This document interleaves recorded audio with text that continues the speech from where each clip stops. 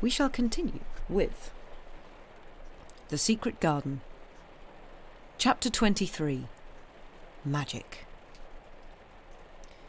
Dr. Craven had been waiting some time at the house when they returned to it.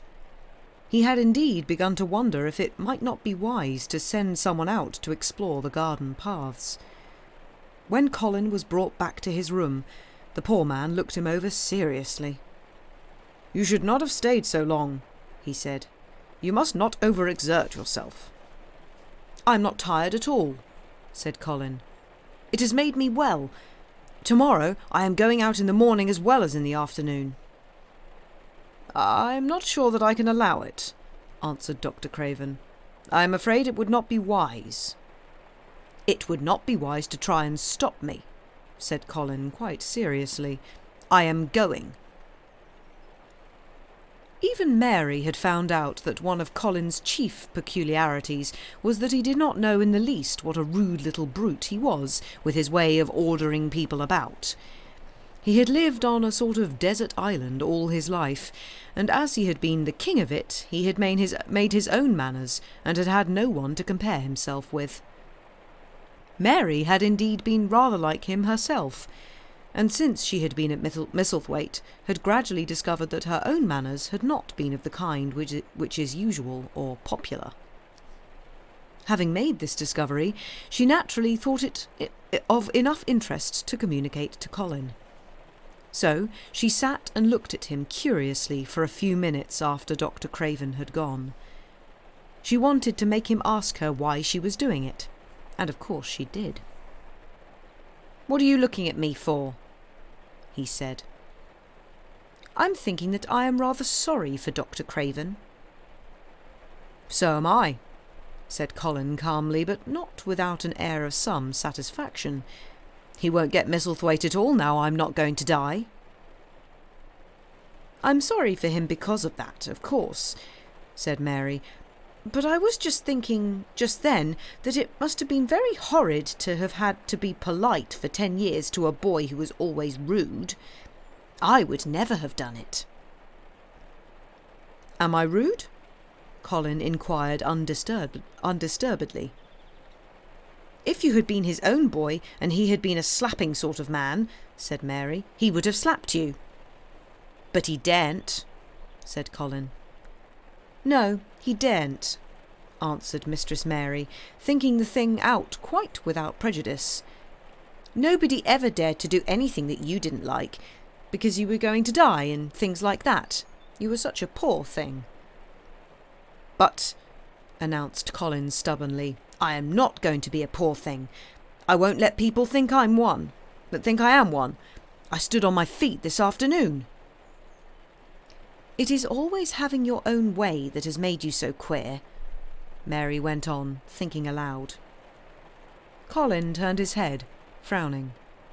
"Am I queer?" he demanded. "Yes," answered Mary, "very. But you needn't be cross," she added impartially, because so am I queer, and so is Ben Weatherstaff. But I am not as queer as I was before I began to like people, and before I found the garden." "I don't want to be queer," said Colin. "I am not going to be." And he frowned again with determination. He was a very proud boy. He lay thinking for a while, and then Mary saw his beautiful smile begin and gradually change his whole face. "I shall stop," he said, "if I go every day to the garden. There is magic in there. Good magic, you know, Mary. I'm sure there is." "So am I," said Mary. "Even if it isn't real magic," Colin said, "we can pretend it is. Something is there. Something." "It's magic," said Mary, "but not black. It's as white as snow." They always called it magic, and indeed it seemed like it in the months that followed. The wonderful months, the radiant months, the amazing ones. Oh, the things which happened in that garden. If you have never had a garden, you cannot understand, and if you have had a garden, you will know that it would take a whole book to describe all the things that came to pass there. At first it seemed that green things would never cease pushing their way through the earth, in the grass, in the beds, even in the crevices of the walls. Then the green things began to show buds, and the buds began to unfurl and show colour, every shade of blue, every shade of purple, every tint and hue of crimson. In its happy days, flowers had been tucked away into every inch and hole and corner. Ben Weatherstaff had seen it done, and had himself scraped out mortar from between the bricks of the wall and made pockets of earth for lovely clinging things to grow on. Iris and white lilies rose out of the grass in sheaves, and the green alcoves filled themselves with amazing armies of the blue and white flower lances of tall delphiniums or columbines or campanulas. "She was main fond of them, she was," Ben Weatherstaff said. "She liked them things as was always pointing up to the blue sky, she used to tell. Not as she was one of them who looked down at the earth, not her. She just loved it, but she said as the blue sky always looked so joyful." The seeds Dickon and Mary had planted grew as if fairies had tended them. Satiny poppies of all tints danced in the breeze by the score, gaily defying flowers which had lived in the garden for years, and which, it might be confessed, seemed rather to wonder how such new people had got there. And the roses, rising out of the grass, tangled round the sundial, wreathing the tree trunks and hanging from their branches, climbing up the walls and spreading over them with long garlands falling in cascades. They came alive day by day, hour by hour. Fair, fresh leaves and buds, tiny at first, but swelling and working magic until they burst and uncurled into cups of scent, delicately spilling themselves over their brims and filling the garden air. Colin saw it all, watching each change as it took place. Every morning he was brought out, and every hour of each day, when it didn't rain, he spent in the garden. Even grey days pleased him. He would lie on the grass, watching things growing, he said. If you watched long enough, he declared, you could see buds unsheathe themselves. Also, you could make the acquaintance of strange, busy insect things running about on various unknown but evidently serious errands, sometimes carrying tiny scraps of straw or feather or food, or climbing blades of grass as if they were trees from whose tops one could look out to explore the country. A mole throwing up its mound at the end of its burrow and making its way out at last with the long-nailed paws, which looked so like elfish hands, had absorbed him one whole morning. Ants' ways, beetles' ways, bees' ways, frogs' ways, birds' ways, plants' ways gave him a new world to explore. And when Dickon revealed them all and added foxes' ways, otters' ways, ferrets' ways, squirrels' ways, and trouts and water rats and badgers' ways, there was no end to the things to talk about and think over. And this was not the half of the magic. The fact that he had really once stood on his feet had set Colin thinking tremendously, and when Mary told him of the spell she had worked, he was excited and approved of it greatly. He talked of it constantly. "Of course, there must be lots of magic in the world," he said wisely one day, "but people don't know what it is like, or how to make it. Perhaps the beginning is just to say nice things are going to happen until you make them happen. I am going to try an experiment." The next morning, when they went to the secret garden, he sent at once for Ben Weatherstaff. Ben came as quickly as he could, and found the Rajah standing on his feet under a tree and looking very grand, but also very beautifully smiling. "Good morning, Ben Weatherstaff," he said. "I want you and Dickon and Miss Mary to stand in a row and listen to me, because I am going to tell you something very important." "Aye, aye, sir," answered Ben Weatherstaff, touching his forehead.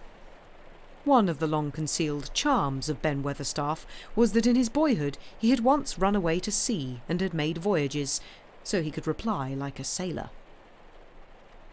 "I am going to try a scientific experiment," explained the Rajah. "When I grow up, I am going to make great scientific discoveries, and I am going to begin now with this experiment." "Aye, aye, sir," said Ben Weatherstaff promptly, though this was the first time he had heard of great scientific discoveries. It was the first time Mary had heard of them either, but even at this stage she had begun to realise that, queer as he was, Colin had read about a great many singular things, and was somehow a very convincing sort of boy. When he held up his head and fixed his strange eyes on you, it seemed as if you believed him almost in spite of yourself, although he was only 10 years old, going on 11. At this moment he was especially convincing, because he suddenly felt the fascination of actually making a sort of speech like a grown-up person. "The great scientific discoveries I'm going to make," he went on, "will be about magic. Magic is a great thing, and scarcely anyone knows anything about it except a few people in old books, and Mary a little, because she was born in India where there are fakirs. I believe Dickon knows some magic, but perhaps he doesn't know he knows it. He charms animals and people. I would never have let him come to see me if he had not been an animal charmer, which is a boy charmer too, because a boy is an animal. I am sure there is magic in everything, only we have not sense enough to get hold of it and make it do things for us, like electricity and horses and steam." This sounded so imposing that Ben Weatherstaff became quite excited and really could not keep still. "Aye, aye, sir," he said, and he began to stand up quite straight. "When Mary found this garden, it looked quite dead," the orator proceeded. "Then something began pushing things up out of the soil and making things out of nothing. One day things weren't there, and another they were. I had never watched things before, and it made me feel very curious. Scientific people are always curious, and I am going to be scientific. I keep saying to myself, what is it? What is it? It's something, it can't be nothing. I don't know its name, so I call it magic. I have never seen the sunrise, but Mary and Dickon have, and from what they tell me I am sure that is magic too. Something pushes it up and draws it.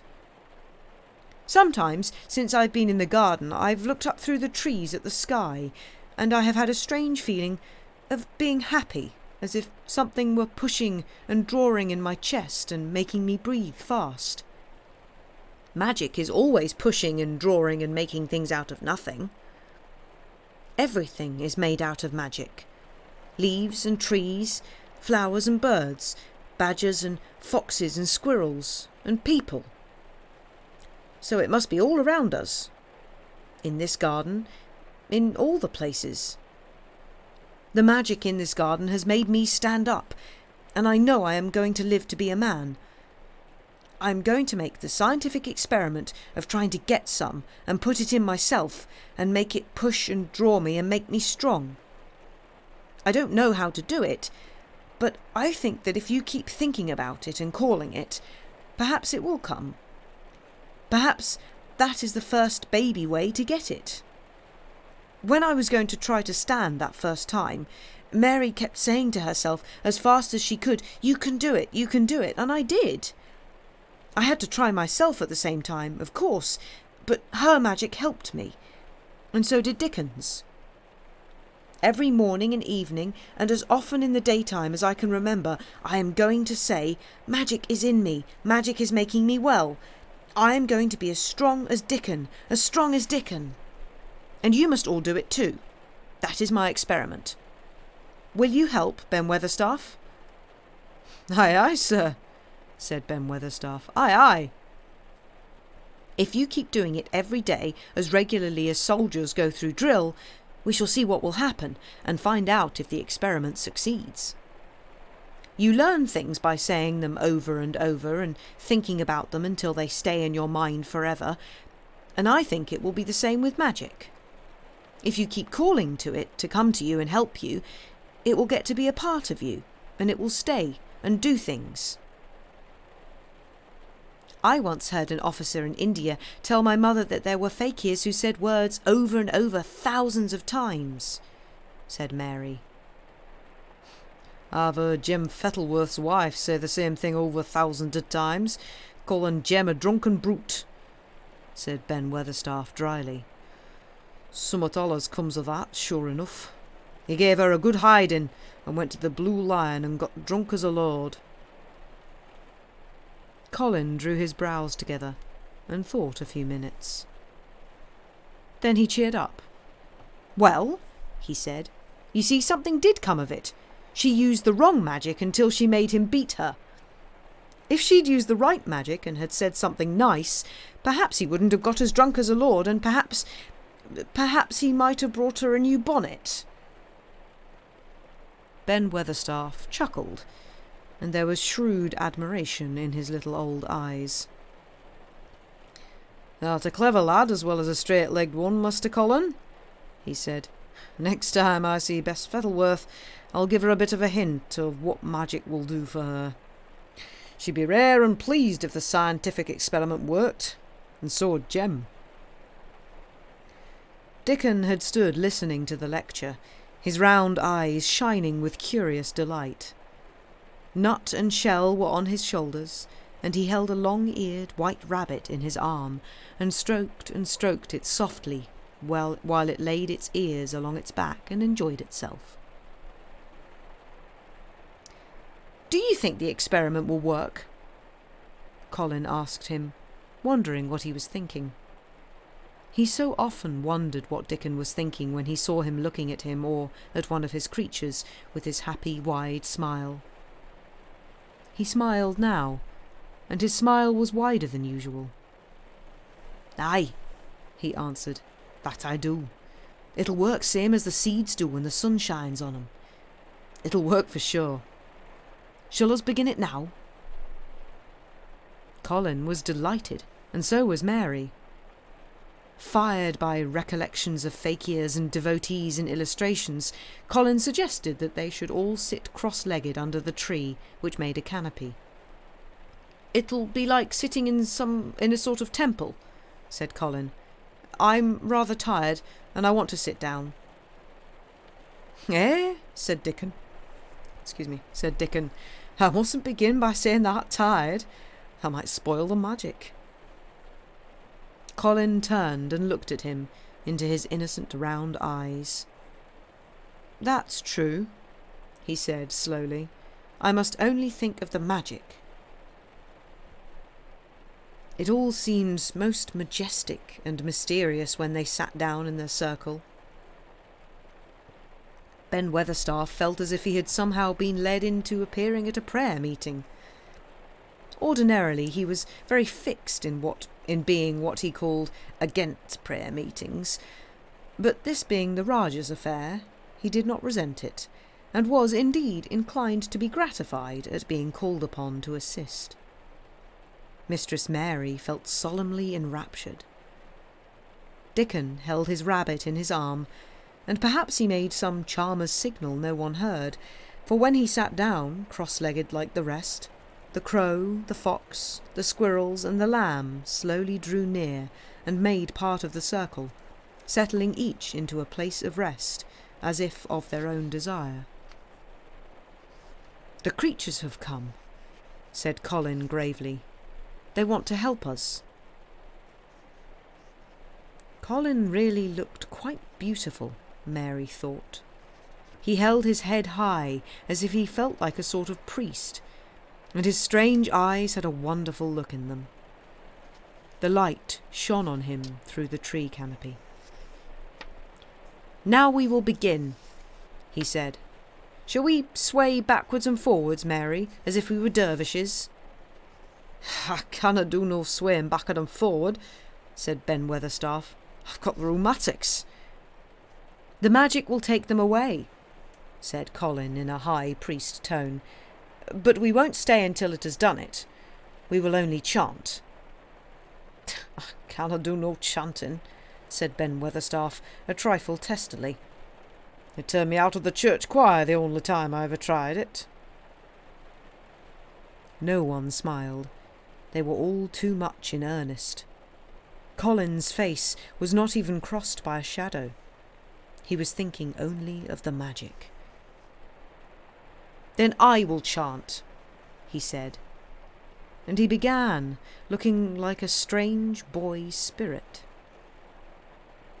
"The sun is shining, the sun is shining. That is the magic. The flowers are growing, the roots are stirring. That is the magic. Being alive is the magic. Being strong is the magic. The magic is in me. The magic is in me. It is in me. It is in me. It's in every one of us. It's in Ben Weatherstaff's back. Magic! Magic! Come and help!" He said it a great many times. Not 1,000 times, but quite a goodly number. Mary listened, entranced. She felt as if it were at once queer and beautiful, and she wanted him to go on and on. Ben Weatherstaff began to feel soothed into a sort of dream which was quite agreeable. The humming of the bees in the blossoms mingled with the chanting voice and drowsily melted into a doze. Dickon sat cross-legged, with his rabbit asleep on his arm and a hand resting on the lamb's back. Soot had pushed away a squirrel and huddled close to him on his shoulder. The grey film dropped over his eyes. At last Colin stopped. "Now I am going to walk around the garden," he announced. Ben Weatherstaff's head had just dropped forward, and he lifted it with a jerk. "You have been asleep," said Colin. "Nowt o' the sort," mumbled Ben. "The sermon was good enough, but I'm bound to get out before the collection." He was not quite awake yet. "You're not in church," said Colin.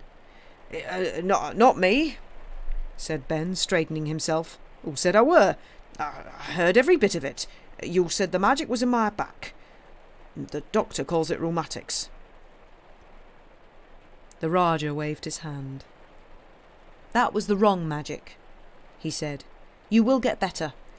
You have my permission to go to your work. But come back tomorrow." "I'd like to see thee walk round the garden," grunted Ben. It was not an unfriendly grunt, but it was a grunt. In fact, being a stubborn old party and not having entire faith in magic, he made up his mind that if he were sent away, he would climb his ladder and look over the wall, so that he might be ready to hobble back if there were any stumbling. The Rajah did not object to his staying, and so the procession was formed. It really did look like a procession. Colin was at its head, with Dickon on one side and Mary on the other. Ben Weatherstaff walked behind, and the creatures trailed after them.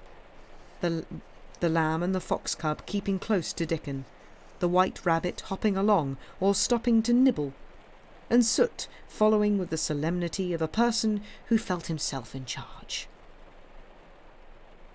It was a procession which moved slowly, but with dignity. Every few yards it stopped to rest. Colin leaned on Dickon's arm, and privately Ben Weatherstaff kept a sharp lookout. But now and then Colin took his hand from its support and walked a few steps alone.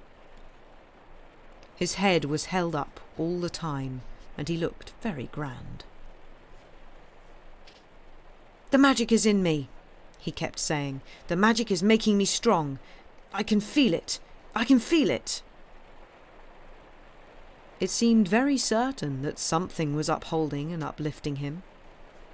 He sat on the seats in the alcoves, and once or twice he sat down on the grass, and several times he paused in the path and leaned on Dickon, but he would not give up until he had gone all round the garden. When he returned to the canopy tree, his cheeks were flushed, and he looked triumphant. "I did it! The magic worked!" he cried. "That is my first scientific discovery." What will Dr. Craven say?" broke out Mary. "He won't say anything," Colin answered, "because he will not be told. This is to be the biggest secret of all. No one is to know anything about it until I have grown so strong that I can walk and run like any other boy. I shall come here every day in my chair, and I shall be taken back in it. I won't have the people whispering and asking questions, and I won't let my father hear about it until the experiment has quite succeeded. Then, sometime when he comes back to Misselthwaite, I shall just walk into his study and say, 'Here I am like any other boy. I am quite well, and I shall live to be a man. It has been done by a scientific experiment.'" "He will think he is in a dream," cried Mary. "He won't believe his eyes." Colin flushed triumphantly. He had made himself believe that he was going to get well, which was really more than half the battle, if he had been aware of it. And the thought which stimulated him more than any other was this imagining what his father would look like when he saw that he had a son who was as straight and strong as other fathers' sons. One of his darkest miseries in the unhealthy, morbid past days had been his hatred of being a sickly, weak-backed boy whose father was afraid to look at him.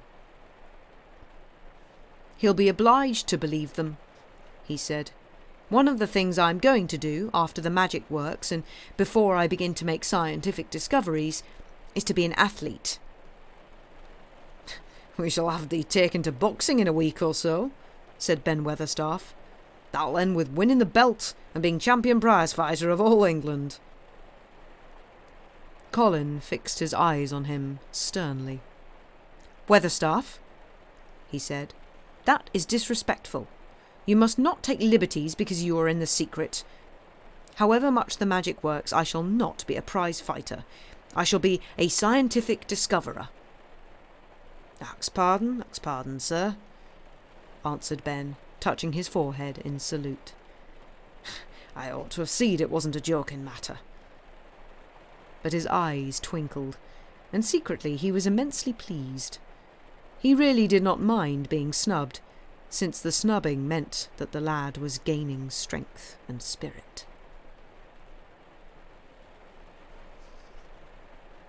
And I think there we shall take an early break, because the next chapter is a bit of a long one. Well, a bit too long for to be read before break. So yes, I hope you are enjoying it so far. The one thing I have to say about that bit was that this lady who's got an alcoholic husband who beats her, she's the one that's doing the wrong kind of magic, because she tells him that he's alcoholic and therefore he will be alcoholic. A little bit of victim blaming there. Not condoning that. Not the best attitude. But anyway, it's a kid's book. Yes. Anyway, go do break related things. All the things in the break command, and we shall be back in about 5 minutes. Bye for now.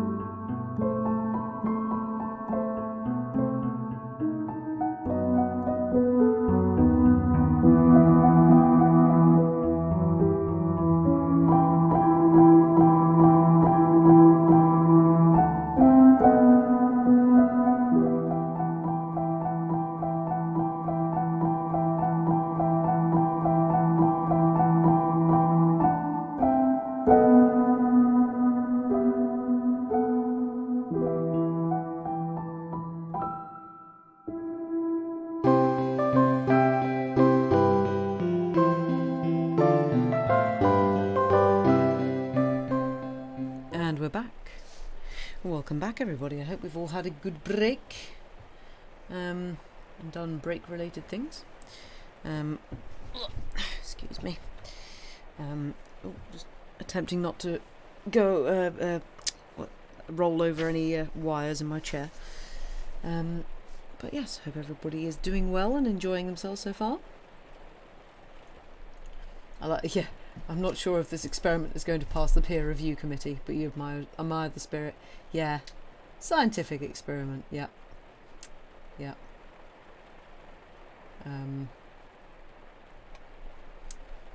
But yes, I do enjoy how many times it's like, I don't want to be queer. It's like, no, not that kind of queer. We're on chapter 24 now. Yes. Queer has somewhat changed its meaning. Well, yeah, I suppose it has changed its meaning. But yeah. Did amuse me a little. But yeah, we'll see how might be able to do 2 more chapters, possibly. Yeah, probably. And then actually, in theory, after those 2 chapters, we should be able to finish the book next week, I believe. Probably. Ha! At the back of this book, there's application for membership of the Puffin Club. That's cute. Anyway, the queer confused you for a second. Yeah, it's just as in our Twitter Victorian queer bot. Oh, that sounds great. Yeah, queer being odd, basically, just curious, like strange in some way. Not queer as in how we what we know it as now. It does sound good. Right. Oh, excuse me. Try and get my yawns out of the way first. Woo. Excuse. Right. Take a sip of my water.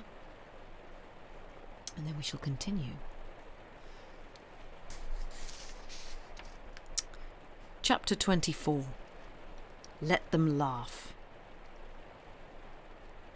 The secret garden was not the only one Dickon worked in. Round the cottage on the moor there was a piece of ground enclosed by a low wall of rough stones. Early in the morning and late in the fading twilight, and on all the days Colin and Mary did not see him, Dickon worked there, planting or tending potatoes and cabbages, turnips and carrots, and herbs for his mother. In the company of his creatures he did wonders there, and was never tired of doing them, it seemed. While he dug or weeded, he whistled or sang bits of Yorkshire moor songs, or talked to Soot or Captain or the brothers and sisters he had taught to help him. "We'd never get on as comfortable as we do," Mrs. Sowerby said, "if it wasn't for Dickon's garden. Anything'll grow for him. His taters and cabbages is twice the size of anyone else's, and they've got a flavour with them as nobody's has." When she found a moment to spare, she liked to go out and talk to him. After supper, there was still a long, clear twilight to work in, and that was her quiet time. She could sit upon the low, rough wall and look on and hear stories of the day. She loved this time. There were not only vegetables in this garden. Dickon had brought penny packages of flower seeds now and then, and sown bright, sweet-scented things among gooseberry bushes and even cabbages, and he grew borders of mignonette and pinks and pansies and things, whose seeds he could save year after year, or whose roots would bloom each spring and spread in time into fine clumps. The low wall was one of the prettiest things in Yorkshire, because he had tucked moorland foxglove and ferns and rock cress and hedgerow flowers into every crevice, until only here and there glimpses of the stones were to be seen. "All a chap's got to do to make him thrive, mother," he would say, "is to be friends with them for sure. They're just like the creatures. If they're thirsty, give 'em a drink, and if they're hungry, give 'em a bit of food. They want to live same as we do. If they died, I should feel as if I'd been a bad lad and somehow treated them heartless." It was in these twilight hours that Mrs. Sowerby heard of all that happened at Misselthwaite Manor. At first she was only told that Mr. Colin had taken a fancy to going out into the grounds with Miss Mary, and that it was doing him good. But it was not long before it was agreed between the two children that Dickon's mother might come into the secret. Somehow it was not doubted that she was safe for sure. So, one beautiful, still evening, Dickon told the whole story, with all the thrilling details of the buried key and the robin and the grey haze which had seemed like deadness and the secret Mistress Mary had planned never to reveal. The coming of Dickon and how it had been told to him, the doubt of Mr. Colin and the final drama of his introduction to the hidden domain, combined with the incident of Ben Weatherstaff's angry face peering over the wall and Mr. Colin's sudden indignant strength, made Mrs. Sowerby's nice-looking face quite change colour several times. "My word," she said, "it was a good thing that little lass came to the manor. It's been the making of her, and the saving of him, standing on his feet, and us all thinking he was a poor half-witted lad with not a straight bone in him." She asked a great many questions, and her blue eyes were full of deep thinking. "What do they make of it at the manor, him being so well and cheerful and never complaining?" she inquired.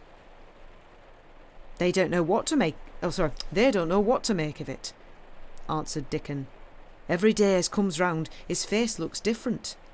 It's filling out, and doesn't look so sharp, and the waxy colour is going. But he has to do his bit of complaining," with a highly entertained grin. "What for, in mercy's name?" asked Mrs. Sowerby. Dickon chuckled. "He does it to keep him from guessing what's happened. If the doctor knew we'd found out he could stand on his feet, he'd likely write and tell Mr. Craven. Mr. Colin's saving the secret to tell him himself. He's going to practice his magic on his legs every day till his father comes back, and then he's going to march into his room and show him he's as straight as other lads. But him and Miss Mary thinks it's the best plan to do a bit of groaning and fretting now and then to throw off the scent." Mrs. Sowerby was laughing, a low, comfortable laugh, long before he had finished his last sentence. "Heh," she said, "that pair's enjoying themselves, I'll warrant. They'll get a good bit of play-acting out of it, and there's nothing children likes as much as play-acting. Let's hear what they do, Dickon lad." Dickon stopped weeding and sat up on his heels to tell her. His eyes were twinkling with fun. "Mr. Colin is carried down to his chair every time he goes out," he explained, "and he flies out at John the footman for not carrying him careful enough. He makes himself as helpless looking as he can, and never lifts his head until we're out of sight of the house. And he grunts and frets a good bit when he's been settled into his chair. Him and Mistress Mary's both got to enjoying it, and when he groans and complains, she'll say, 'Poor Colin, does it hurt you so much? Are you so weak as that, poor Colin?' But the trouble is that sometimes they can scarce keep from bursting out laughing. When we get safe into the garden, they laugh till they've no breath left to laugh with. And they have to stuff their faces into Mr. Colin's cushions to keep the gardeners from hearing, if any of them's about." "The more they laugh, the better for 'em," said Mrs. Sowerby, still laughing herself. "Good healthy children laughing's better than pills any day of the year. That pair'll plump up for sure." "They are plumping up," said Dickon. "They're that hungry they don't know how to get enough to eat without making talk. Mr. Colin says if he keeps sending for more food, they won't believe he's an invalid at all. Miss Mary says she'll let him eat her share, but he says if she goes hungry, she'll get thin, and they mun both get fat at once." Mrs. Sowerby laughed so heartily at the revelation of this difficulty that she quite rocked backwards and forwards in her blue cloak, and Dickon laughed with her. "I'll tell thee what, lad," Mrs. Sowerby said when she could speak. "I've thought of a way to help 'em. When thou goes to them in the mornings, thou shall take a pail of good new milk, and I'll bake 'em a crusty cottage loaf, or some buns with currants in 'em, same as you children like. Nothing so good as fresh milk and bread. Then they could take off the edge of their hunger while they were in their garden, and the fine food they get indoors would polish off the corners." "Eh, mother," said Dickon admiringly. "What a wonder thou art! Thou always sees a way out of things. They was quite in a pother yesterday. They didn't see how they was to manage without ordering up more food. They felt that empty inside. They're two young uns growing fast, and health's coming back to both of them. Children like that feels like young wolves, and food's flesh and blood to 'em," said Mrs. Sowerby. Then she smiled Dickon's own curving smile.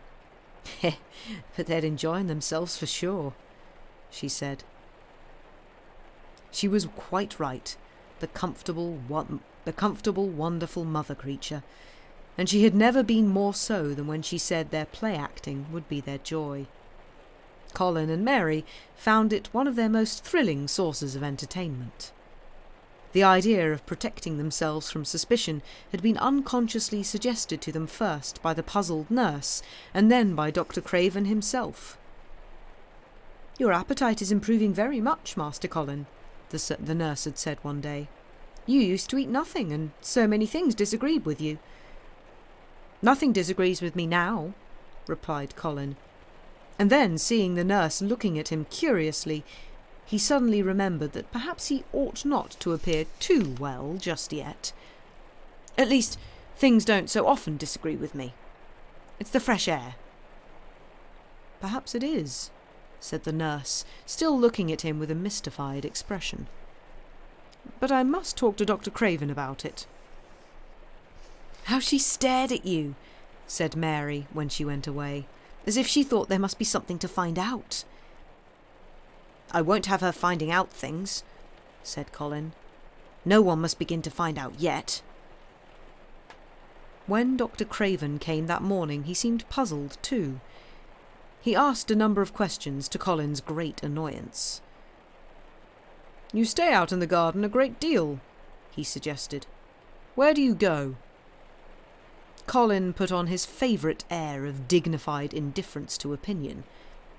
"I will not let anyone know where I go," he answered. "I go to a place I like. Everyone has orders to keep out of the way. I won't be watched and stared at. You know that." "You seem to be out all day. But I do not think it has done you harm. I do not think so. The nurse says that you eat much more than you have ever done before." "Perhaps," said Colin, prompted by sudden inspiration, "perhaps it is an unnatural appetite." "I do not think so, as your food seems to agree with you," said Dr. Craven. "You are gaining flesh rapidly, and your colour is better." Perhaps I'm bloated and feverish," said Colin, assuming a discouraging air of gloom. "People who are not going to live are often different." Dr. Craven shook his head. He was holding Colin's wrist, and he pushed up his sleeve and felt his arm. "You are not feverish," he said thoughtfully, "and such flesh as you have gained is healthy. If we can keep this up, my boy, we need not talk of dying. Your father will be very happy to hear of this remarkable improvement." "I won't have him told," Colin broke forth fiercely. "It will only disappoint him if I get worse again. And I may get worse this very night. I might have a raging fever. I feel as if I might be beginning to have one now. I won't have letters written to my father. I won't. I won't. You are making me angry, and you know how bad that is, and you know that is bad for me. I feel hot already. I hate being written about and being talked over as much as I hate being stared at." "Hush, my boy," Dr. Craven soothed him. "Nothing shall be written without your permission. You are too sensitive about things. You must not undo the good which has been done." He said no more about writing to Mr. Craven, and when he saw the nurse, he privately warned her that such a possibility must not be mentioned to the patient. "The boy is extraordinarily better," he said. "His advance seems almost abnormal.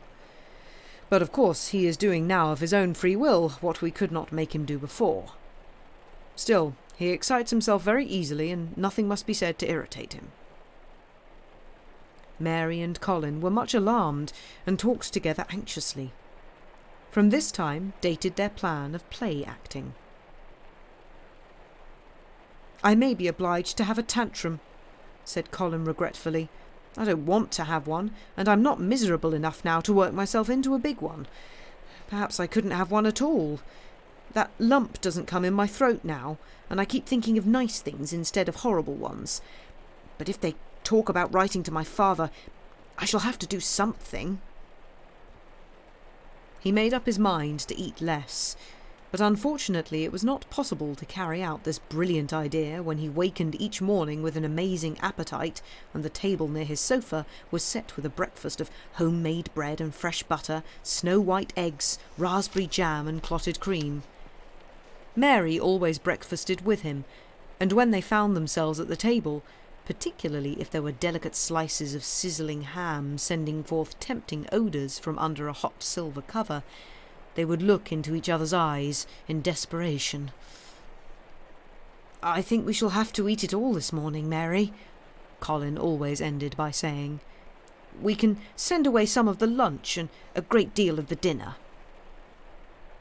But they never found they could send away anything, and the highly polished condition of the empty plates returned to the pantry awakened much comment.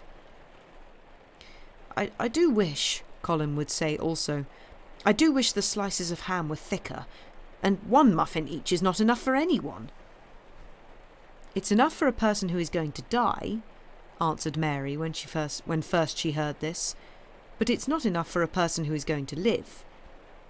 I sometimes feel as if I could eat 3 when those nice fresh heather and gorse smells from the moor come pouring in at the open window."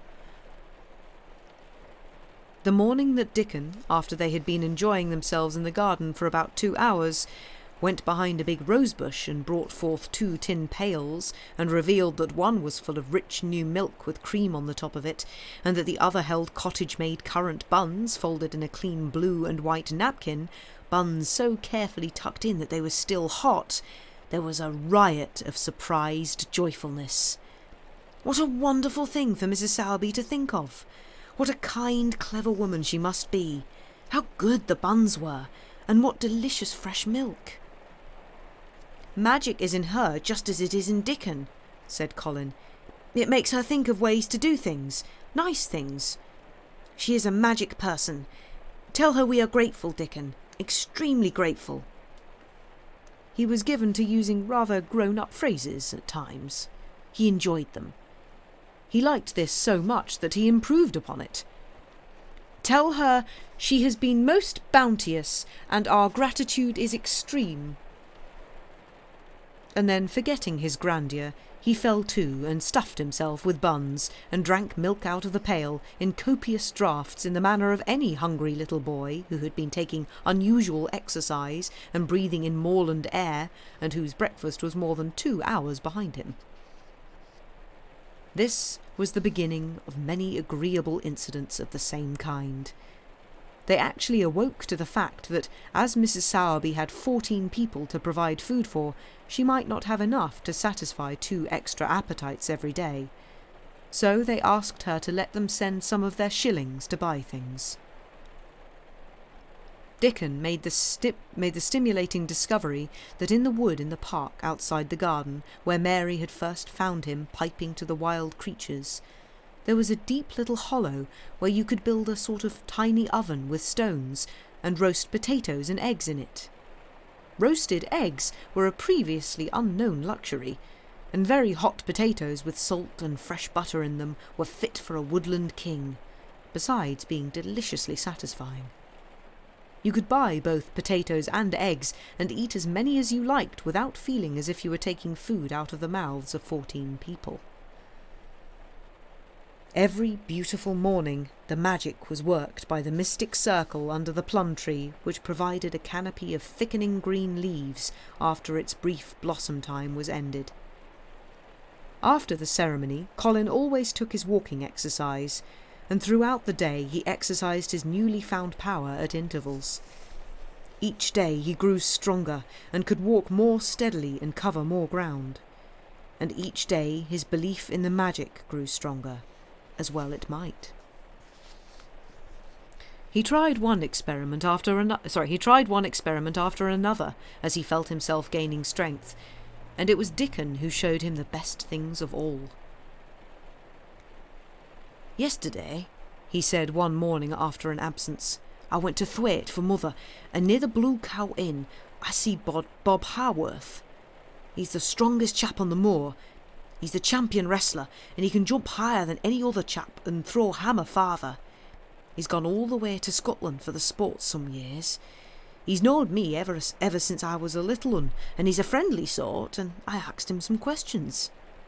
The gentry calls him an athlete, and I thought of thee, Mr. Colin, and I says, 'How did thou make thy muscles stick out that way, Bob? Did thou do anything extra to make thyself so strong?' And he says, 'Well, yes, lad, I did. A strong man in a show that came to Thwaite once showed me how to exercise my arms and legs and every muscle in my body.' And I says, 'Could a delicate chap make himself stronger with them, Bob?' And he laughed and says, 'Art thou the delicate chap?' And I says, 'No, but I knows a young gentleman that's getting well of a long illness, and I wished I knowed some of them tricks to tell him about.' I didn't say no names, and he didn't ask none. He's friendly, same as I said, and he stood up and showed me good-natured like, and I imitated what he did, till I knowed it by heart." Colin had been listening excitedly. "Can you show me?" he cried. "Will you?" "Aye, to be sure," Dickon answered, getting up. "But he says thou mun do 'em gentle at first, and be careful not to tire thyself. Rest in between times, and take deep breaths, and don't overdo." "I'll be careful," said Colin. "Show me! Show me! Dickon, you are the most magic boy in the world." Dickon stood up on the grass and slowly went through a carefully practical but simple series of muscle exercises. Colin watched them with widening eyes. He could do a few while he was sitting down. Presently he did a few gently while he stood upon his already steadied feet. Mary began to do them also. Soot, who was watching the performance, became much disturbed and left his branch and hopped about restlessly because he could not do them too. From that time the exercises were part of the day's duties as much as the magic was. It became possible for both Colin and Mary to do more of them each time they tried, and such appetites were the result that, but for the basket Dickon put down behind the bush each morning when he arrived, they would have been lost. But the little oven in the hollow and Mrs. Sowerby's bounties were so satisfying that Mrs. Medlock and the nurse and Dr. Craven became mystified again.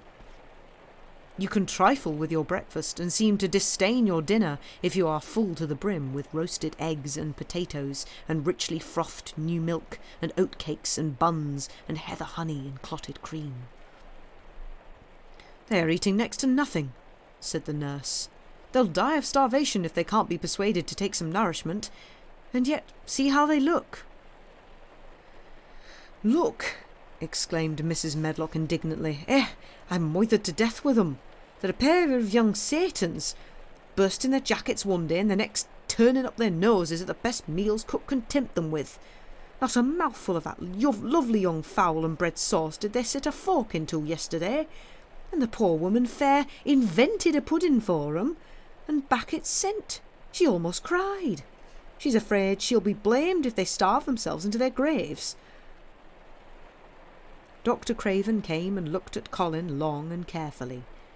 He wore an extremely worried expression when the nurse talked with him and showed him the almost untouched tray of breakfast she had saved for him to look at. But it was even more worried when he sat down by Colin's sofa and examined him. He had been called to London on business and had not seen the boy for nearly 2 weeks. When young things begin to gain health, they gain it rapidly. The waxen tinge had left Colin's skin, and a warm rose showed through it. His beautiful eyes were clear, and the hollows under them and in his cheeks and temples had filled out. His once dark, heavy locks had begun to look as if they sprang healthily from his forehead and were soft and warm with life. His lips were fuller and of a normal colour. In fact, as an imitation of a boy who was a confirmed invalid, he was a disgraceful sight.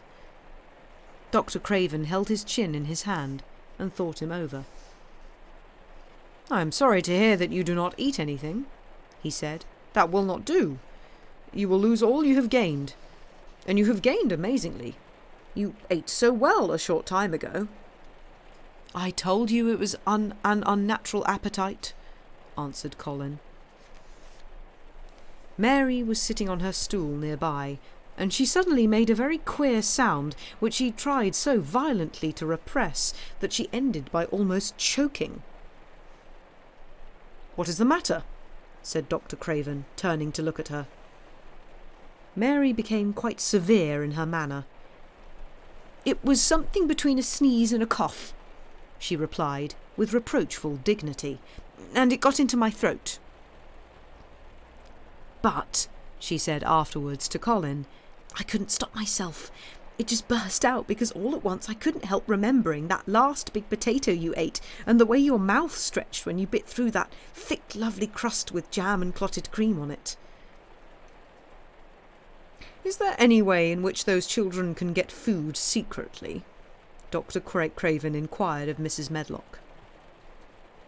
"There's no way unless they dig it out of the earth or pick it off the trees," Mrs. Medlock answered. "They stay out on the grounds all day and see no one but each other, and if they want anything different to eat from what's sent up to them, they need only ask for it." "Well," said Dr. Craven, "so long as going without food agrees with them, we need not disturb ourselves.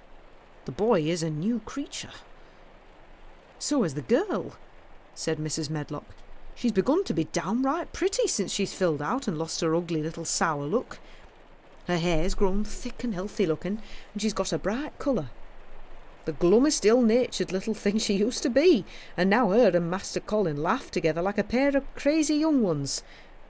Perhaps they're growing fat on that." "Perhaps they are," said Dr. Craven. "Let them laugh."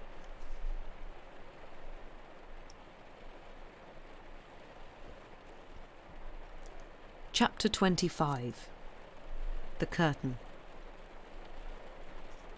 And the secret garden bloomed and bloomed, and every morning revealed new miracles. In the robin's nest there were eggs, and the robin's mate sat upon them, keeping them warm with her feathery little breast and careful wings. At first she was very nervous, and the robin himself was indignantly watchful. Even Dickon did not go near the close-grown corner in those days, but waited until, by the quiet working of some mysterious spell, he seemed to have conveyed to the soul of the little pair that in the garden there was nothing which was not quite like themselves, nothing which did not understand the wonderfulness of what was happening to them, the immense, tender, terrible, heart-breaking beauty and solemnity of eggs.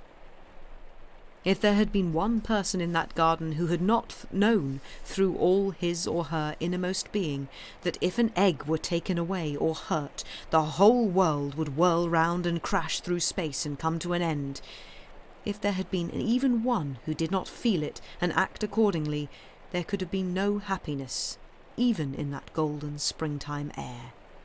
But they all knew it and felt it, and the robin and his mate knew they knew it. At first the robin watched Mary and Colin with sharp anxiety. For some mysterious reason he knew he need not watch Dickon. The first moment he set his dew-bright black eye on Dickon, he knew he was not a stranger, but a sort of robin without beak or feathers. He could speak robin, which is quite a distinct language not to be mistaken for any other. To speak robin to a robin is like speaking French to a Frenchman.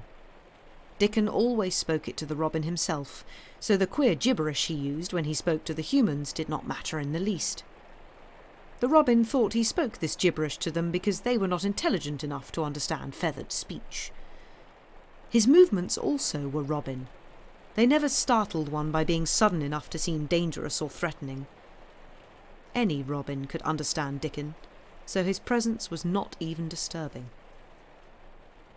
But at the outset it seemed necessary to be on guard against the other two.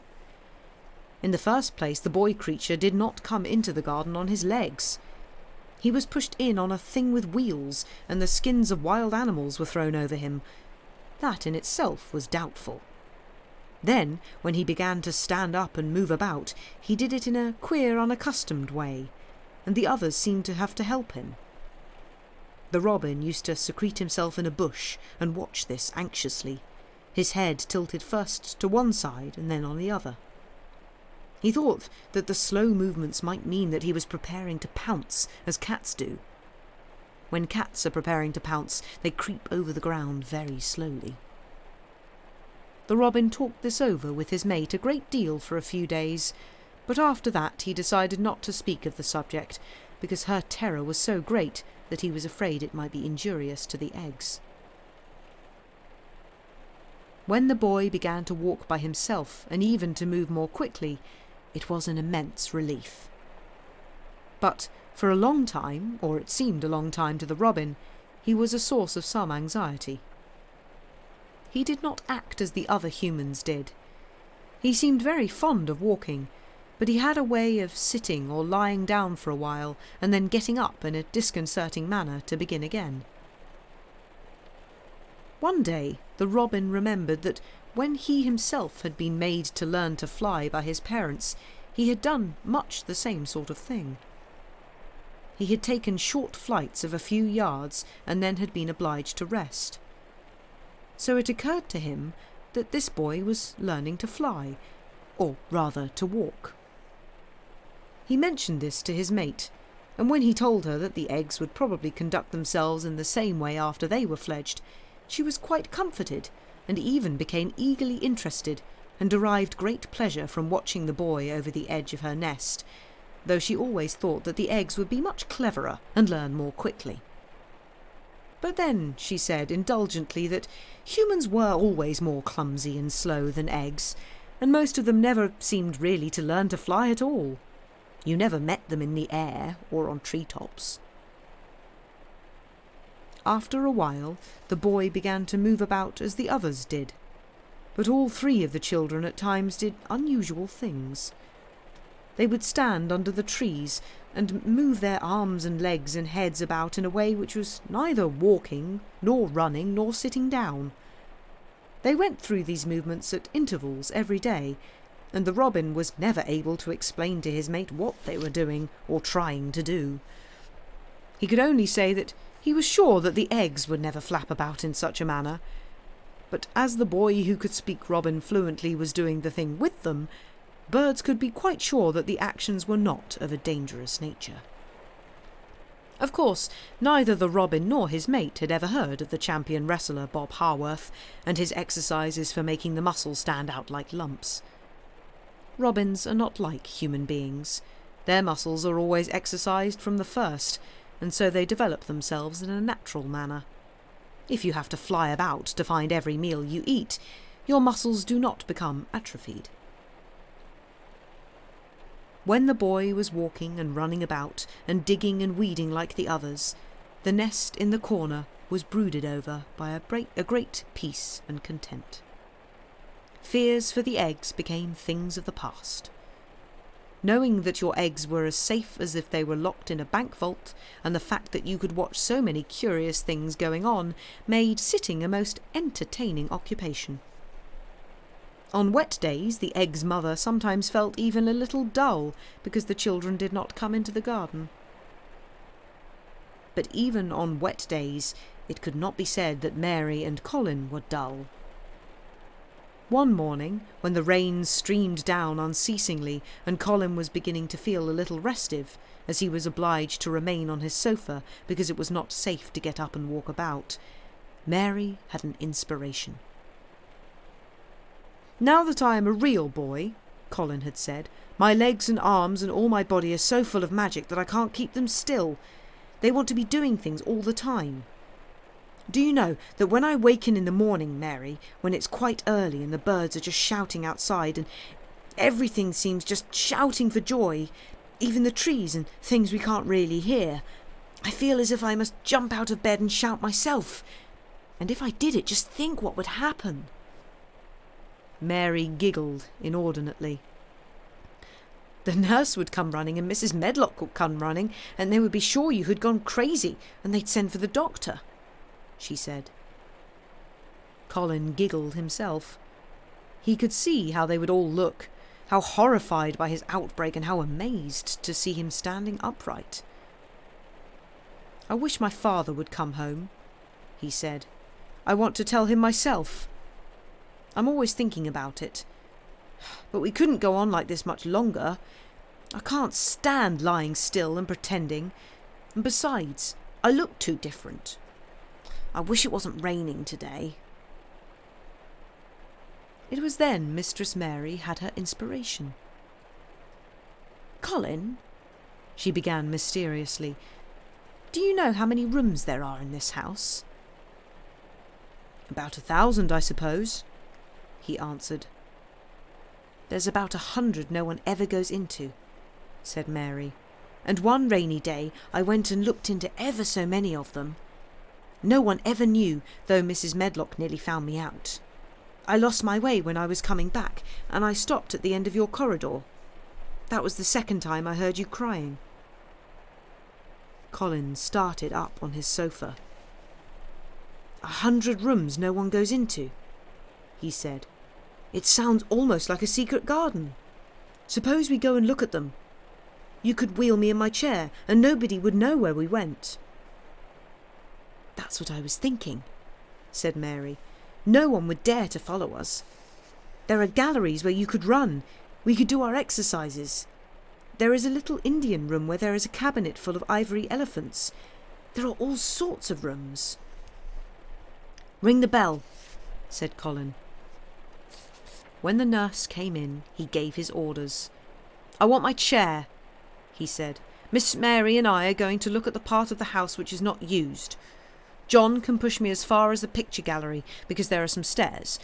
Then he must go away and leave us alone until I send for him again." Rainy days lost their terrors that morning. When the footman had wheeled the chair into the picture gallery and left the two together in obedience to orders, Colin and Mary looked at each other, delighted. As soon as Mary had made sure that John was really on his way back to his own quarters below stairs, Colin got out of his chair. "I am going to run from one end of the gallery to the other," he said. "And then I am going to jump, and then we will do Bob Haworth's exercises." And they did all those things and many others. They looked at the portraits and found the plain little girl dressed in green brocade and holding the parrot on her finger. "All these," said Colin, "must be my relations. They lived a long time ago. That parrot one, I believe, is one of my great-great-great-great-aunts. She looks rather like you, Mary. Not as you look now, but as you looked when you came here. Now you are a great deal fatter and better looking." "So are you," said Mary, and they both laughed. They went to the Indian room and amused themselves with the ivory elephants. They found the rose-coloured brocade boudoir and the hole in the cushion the mouse had left, but the mice had grown up and run away and the hole was empty. They saw more rooms and made more discoveries than Mary had made on her first pilgrimage. They found new corridors and corners and flights of steps, and new old pictures they liked, and weird old things they did not know the use of. It was a curiously entertaining morning, and the feeling of wandering about in the same house with other people, but at the same time feeling as if one were miles away from them, was a fascinating thing. "I'm glad we came," Colin said. "I never knew I lived in such a big, queer old place. I like it. We will ramble about every rainy day. We shall always be finding new queer corners and things." That morning they had found, among other things, such good appetites that when they returned to Colin's room it was not possible to send the luncheon away untouched. When the nurse carried the tray downstairs, she slapped it down on the kitchen dresser so that Mrs. Loomis, the cook, could see the highly polished dishes and plates. "Look at that," she said. "This is a house of mystery, and those two children are the greatest mysteries in it."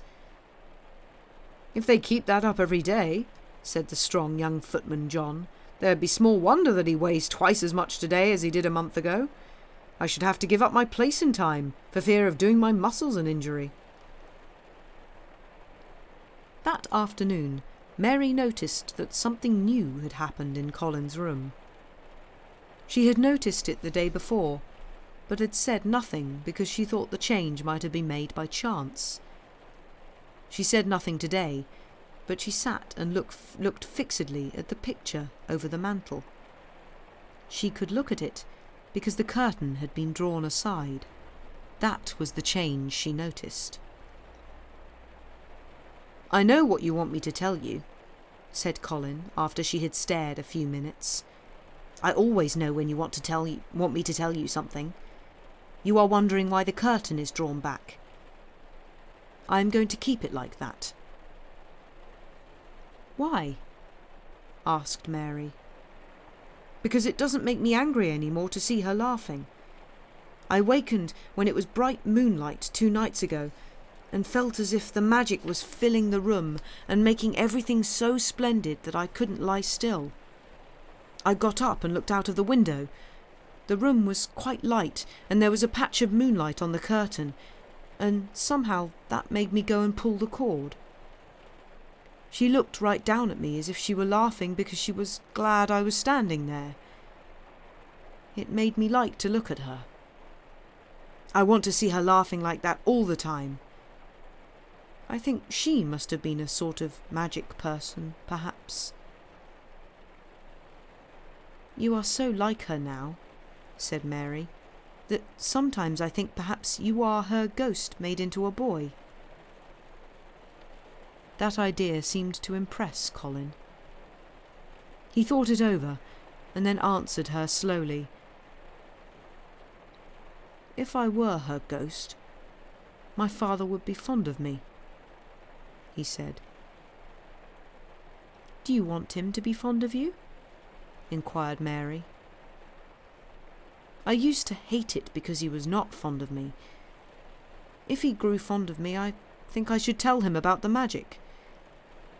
It might make him more cheerful." And I think there we shall finish early, because I don't think I'll be able to finish the book tonight, but I don't want to just have like 2 pages for next stream to read and that's it. So we should, pages falling out of the book, excuse me. We should, in theory, finish the book next stream.